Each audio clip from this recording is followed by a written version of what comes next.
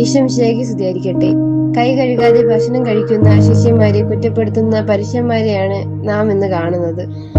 പുറമേയുള്ള ശുദ്ധിക്ക് അവർ വലിയ വില നൽകി, എന്നാൽ ഉള്ളിലെ അശുദ്ധിയെ അവർ കണ്ടില്ല.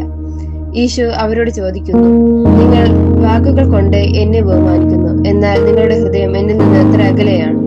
വെറും ആചാരങ്ങൾ കുടുങ്ങിക്കിടക്കുന്ന ആത്മീയതയെ ഈശോ ഇവിടെ തിരുത്തുകയാണ്. ദൈവകൽപ്പനകൾ മനുഷ്യരുടെ പാരമ്പര്യങ്ങൾക്ക് വില നൽകുന്നതിനെയാണ് അവിടുന്ന് വിമർശിക്കുന്നത്. നമ്മുടെ സാമൂഹിക പശ്ചാത്തലത്തിൽ പള്ളികളിലും ആഘോഷങ്ങളിലും നാം വലിയ നിഷ്ഠ പുലർത്താറുണ്ട്. എന്നാൽ വീട്ടിലെ പ്രായമായ മാതാപിതാക്കളെ സംരക്ഷിക്കാതെ, അയൽക്കാരനോട് കരുണ കാണിക്കാതെ നടത്തുന്ന പ്രാർത്ഥന ദൈവം സ്വീകരിക്കുമോ? പുറമേയുള്ള തിളക്കത്തേക്കാൾ ഉള്ളിലെ നന്മയാണ് ദൈവത്തിന് ആവശ്യം. കൈകൾക്കൊപ്പം നമ്മുടെ ഹൃദയം ദൈവത്തിനായി കഴുകി വെടിപ്പാക്കാം. ആചാരങ്ങൾക്കപ്പുറം ദൈവത്തെ സ്നേഹിക്കാം. വചനമാകുന്ന അപ്പം നമ്മുടെ ഉള്ളിലെ സത്യത്തെ തൊട്ടുണർത്തട്ടെ.